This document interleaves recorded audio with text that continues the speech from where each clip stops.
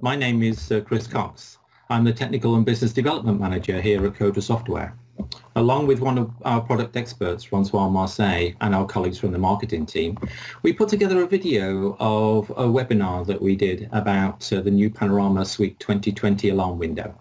I give a short introduction and a quick overview of the alarm window. Then Francois does the real work, of course. He brilliantly demonstrates how to use the new features in an operational scenario to determine how to track down the source of an alarm, showing how quick and easy the new features are to use. Then he follows that by showing how simple it is for an integrator to quickly implement these features for a new customer. Francois also happily drops a few hints and tips along the way. So, grab yourself a coffee, sit back and enjoy. I'll see you in a few seconds. Director, cue the video.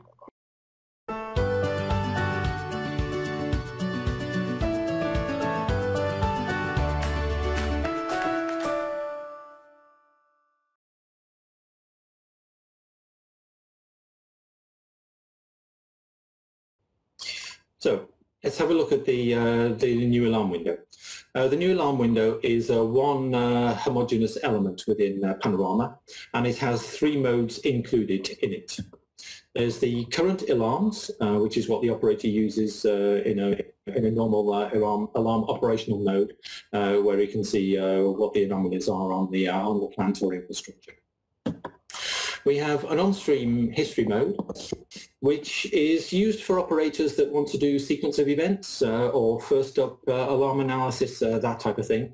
And we quite often find these in applications which are connected to safety or to hazard type operations. And we have the full history analysis, which allows a deeper dive. It's used by operators, supervisors, managers, and you can look at things that's happened after the event, or you can look back at previous alarm and event behavior patterns. All three of these functions, which were previously all individual alarm window types, are now all one type within the alarm window, and you've got the ability to switch between these modes at one time. So this means that the alarm window itself is not just easier to use, but it's also easier to implement. For end users, we've been working on elements in the alarm window to make things easier to read, a little bit easier on the eye. We've had extra display functions and features, which we'll go into some detail on. These are particularly around the use of menus and buttons, multi-sort, quick ordering and things like that, just at the click of the mouse. For integrators, as I mentioned, we've got the one window instead of three, which greatly simplifies the amount of configuration and maintenance that you have to do. It also enables things to be enabled and disabled very, very quickly, so there's no need for data and functions that go around the Panorama windows anymore. You can still use those, of course, but there is less need for them. So there's a lot less to configure, a lot less to maintain, and generally gives a reduction in implementation. So if we look at the old and the new alarm windows, as you can see on the screen, we can see that the new alarm window has a top menu bar. Hopefully you can see my mouse moving. It's the top menu bar that's here. You can see it's styles generally a little bit more easier on the eye to read compared to the older ones, and you can see that there is a bottom information bar as well. Just one point from the last demonstration. Several of you asked that when the operator interacted with the alarm window, could he go back to a known position, what we refer to as the default position? The answer is yes, and the button is the end one on here. It's the one with the X in. That basically undoes what the operator does and put it back to what the systems integrator configured for him. So that's the default setting. If we look here, you can see even if you don't use the new menu system, we've made it so that it can be clearer, easier to read, and you can enable the sort just on the headers by clicking on the header. So we don't change the functionality. And this is particularly useful when people have to have a certification for their application, and they can't change the alarms from how they've been using them before Panorama Suite 2020 and how they have to use them in Panorama Suite 2020. So we have a transfer mechanism, we have a compatibility mode, which I believe Francois is going to show you. If you do a full translation from one alarm from the old to the new, you can have some line separators, and of course you can add some extra information. And again, that might be enough for you to use the new alarm window in a full and not break any certifications. So we're aware of things like that with our customers. So everything that you want to do, of course, you want to do so that you just improve the use of the alarms for the end user. And so onto our demonstrations. I'm going to hand over to Francois Marseille, who, for those of you that don't know him, was one of the very first users of the Panorama product at the French Atomic Energy Authority. After working for them, he joined us, and he's spent the rest of his career supporting and now consulting on Panorama. He's the guy that taught me Panorama, so if you think I know a lot about Panorama, then that shows how just good he is. If you think I don't know so much, then it's because I'm a bad student. So. Okay, so this is the Panorama demonstration that is provided with the product. And we have created a little demonstration scenario in this view of the demo. Okay, the idea is to show through an example how an operator can use the new alarm list features to understand what is going on in his process and analyze it. So we start here with an operator just arriving on his machine and seeing that there is a fault on this tank here. And he needs now to understand what happened and what caused that fault. So he's looking right now at the current alarm mode in my alarm list. So what I'm going to do is first switch to the historical mode and the on-stream mode to see the recent events and not just the current alarm. So I switch to that mode, and into that configuration, the alarm not only displays the alarms, the alarm list displays the alarms, but also the status change. So we can see the valve opening and closing events. Okay, so because right now I'm looking only on alarms, I will choose to filter on the priority to keep only my alarms. And now I can see just the recent past of my alarms. The recent past is 1 day, which is the default configuration on the duration that we display. I'm looking on problems related to my tank. So, but I noticed that I also, on my line 1, I also have a recent alarm related to a valve here. So I'm going to just check if some other scenario earlier produced on the same kind of sequence of events. So I'm going to use the quick filter to filter on fault valve. You can see that the alarm list is showing me where in my message it found the text I'm typing. So I now see only the alarm messages corresponding, containing that text on the last day. I'm going to increase a little bit the time, so 5 days, just to see if in the past something similar could have happened.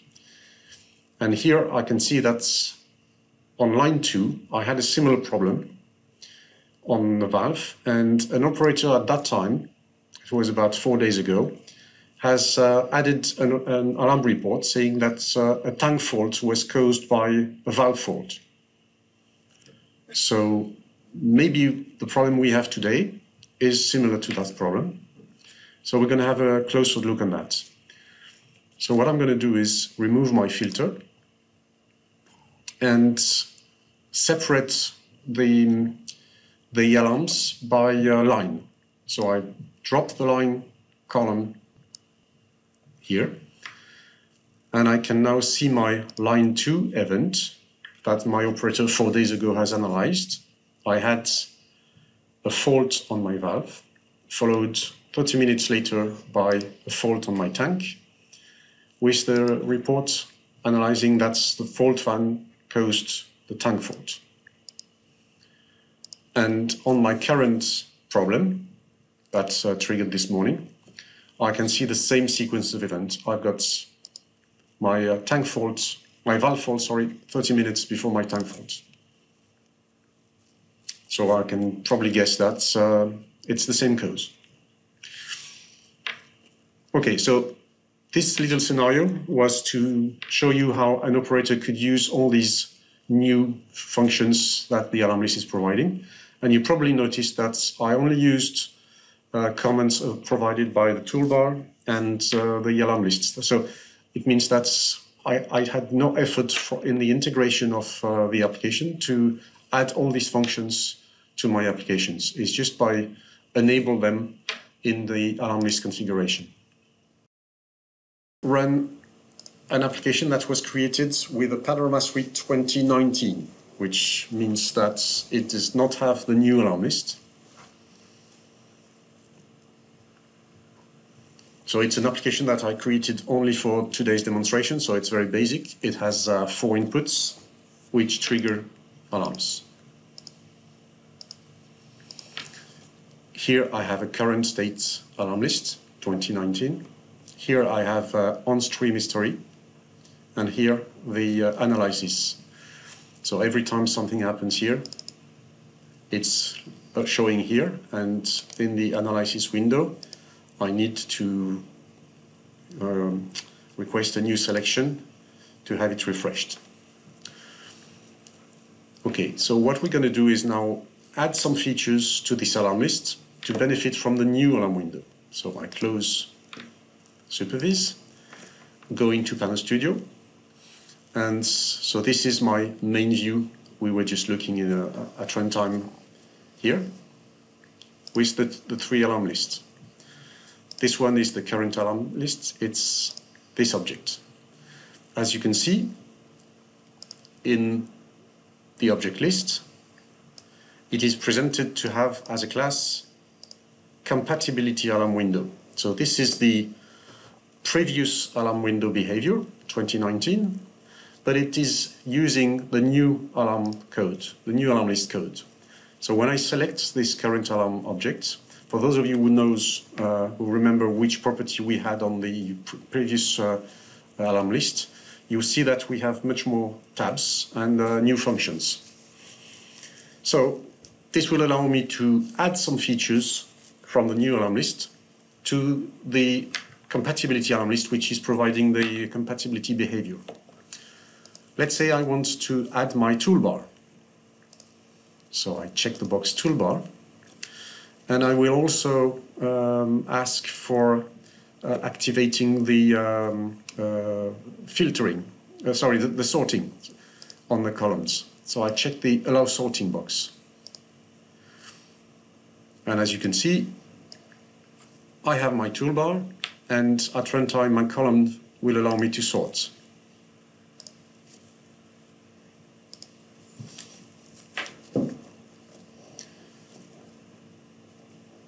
So this is the result. I can now filter using the quick filter text. So input 3, if I don't put any T, input 3. So my quick filter is now available. And I can, just by clicking on the columns, get some filtering. For instance, I can first sort on status, and then if I press Shift, add a second level sorting on priority. Okay, so you saw the first level of embedding the new features of the alarm list into an existing applications. It's just enabling the new features I want. There is a limit to this way of proceeding, because all the new features cannot be used simultaneously while keeping the old behavior of the alarm list. So if this simple first level mode is not enough for you, because you want even more features to be available on your alarm list, you need to really migrate. An example, I want my alarm list here to be able to switch mode. Obviously, the compatibility windows will not allow that. So I will need to really transform this current alarm list to the new alarm object, alarm window object. So this is done very simple. You switch to the advanced naming mode of Panel Studio, which allows to change the class of an object. I select my current alarm and select my list of class, and instead of having the compatibility window, alarm window, I select the new alarm window. You see it changes the icon. And I will do the same with the style, which is used by the alarm list, because our style object have also some changes. Okay, so what I'm going to do now is take a bit more space for my new alarm list.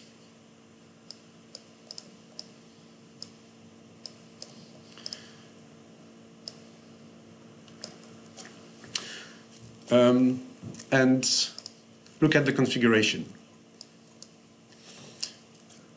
Because I've switched object, I now have the default behavior of the new alarm list. So it will start in current state mode. I will keep the 3 mode selection box in my toolbar.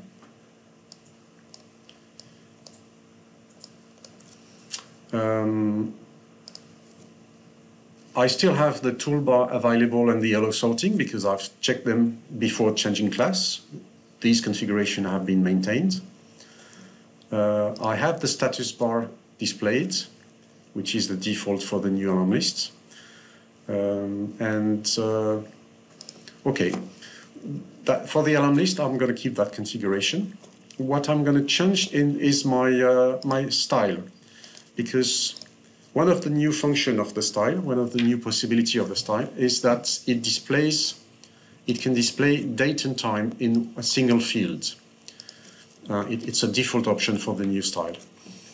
And because I've migrated from a previous style, the width of the date field is only 10 characters. So I need to expand it to include enough space for displaying date and time. That's all I have to do, in fact. And now my display will allow me to display correctly the full date and time field. Okay, so this is my new alarm list. You see them display date and time here, which is available. I still have my sorting available. I now can also use the filtering on columns. I still have my quick filter available. I can now change mode. Oh, I forgot. Because I want to change mode, I need on my alarm list to designate my history object. It's the same way we did it with the previous history alarm. Just have to designate the history source, and that's all.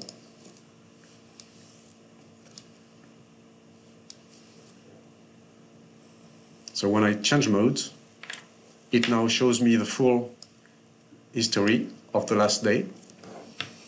And I can also switch to the analysis modes. The only difference between the on-stream mode and the analysis mode is that the on-stream mode is displaying from current time to a certain duration, so default is 1 day, where the analysis mode is displaying from a start date and to a duration. So if I select Tuesday. I see what happened from Tuesday on a duration of 1 day, where here it's from now with the past of 1 day. That's the only difference between these two modes. All the rest is completely identical for the end user. Okay, so that's demonstrating how you can migrate an old-time legacy alarm window into the new alarm list and benefit from all the features. The only precaution you need to take is that the subscription you use for your alarm window here needs to be compatible with the subscription of the history object, of course. Most of the application will display all of the alarms, which is what this configuration is doing, and so there is no problem. But if you want to have a different subscription with not the default parameters, you need to check that the alarm you want to display are included in the subscription of the history that will be used to feed the alarm window when it's in history mode.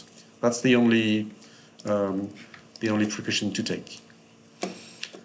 Okay, I have now finished with my demonstration. I will pass over to Chris. Just to summarize the key points of the new alarm window. It's a single alarm window for all the functions. That's the on-stream, the current, and the history analysis. We got the new features in there. You've seen the new tool menu, the information bar. You see it's easier to configure and maintain. It's easier on the eye, and there's this 100% transfer with the compatibility from the previous functionality. And then there's more interactivity for the operators, so there's a easier sort and filter, reorder, the grouping of alarms, Francois showed you that, and then that return to default, so if the operator wants to go back after applying various elements of the configuration, he can just go back immediately to the to a known status which the integrator has set for him. Are there any new categories created for use as a result of the new alarm window?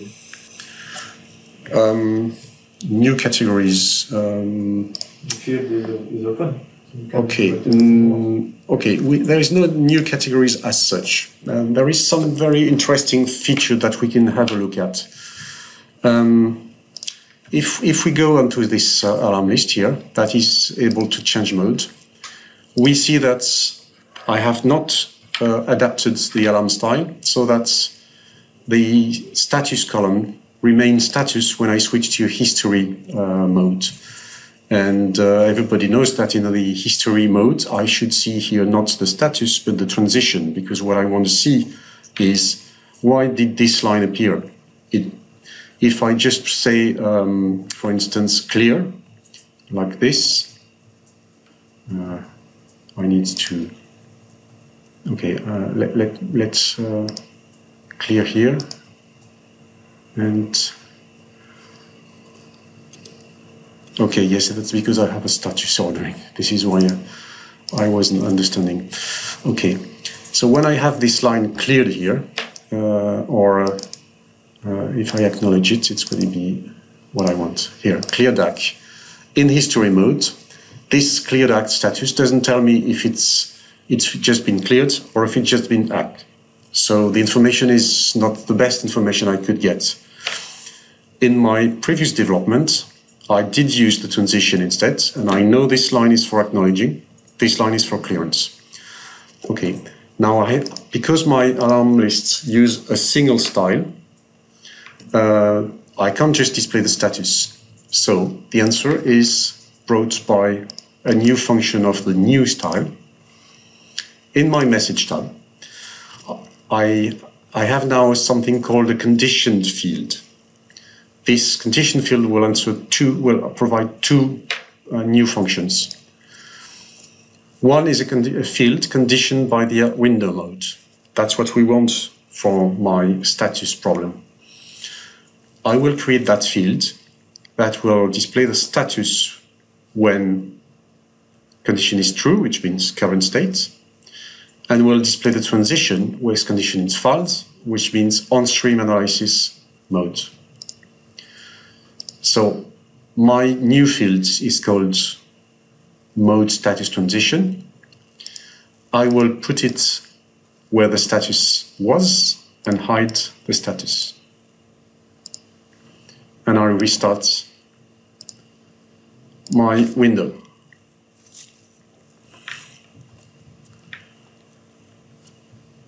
And now, when I am in current state, I say that my alarm is cleared.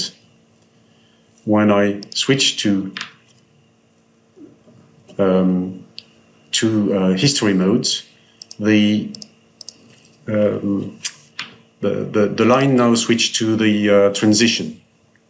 So if I, for instance, create a new cycle, present ACK cleared, I see appearance, acknowledge, and clearance, and not present ACK cleared.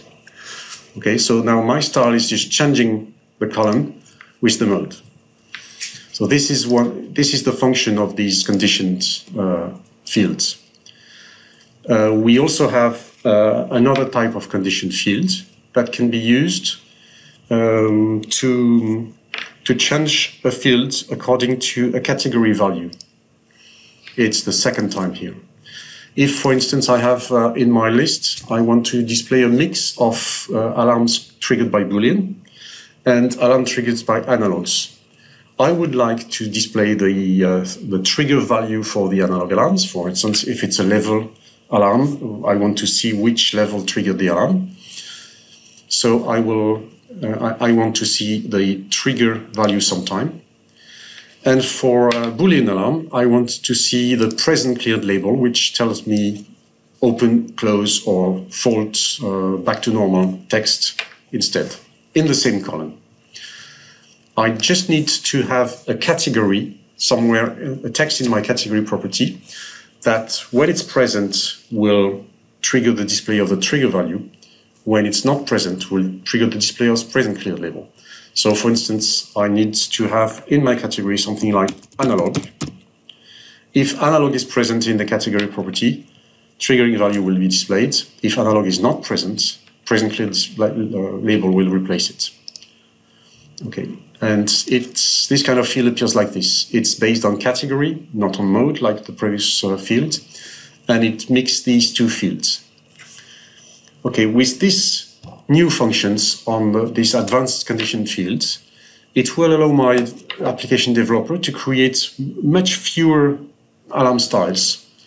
Where previously he needed to create an alarm style for the current state, one for Boolean, one for analog, another style for history, one for analog, one for Boolean. That was 4 different styles.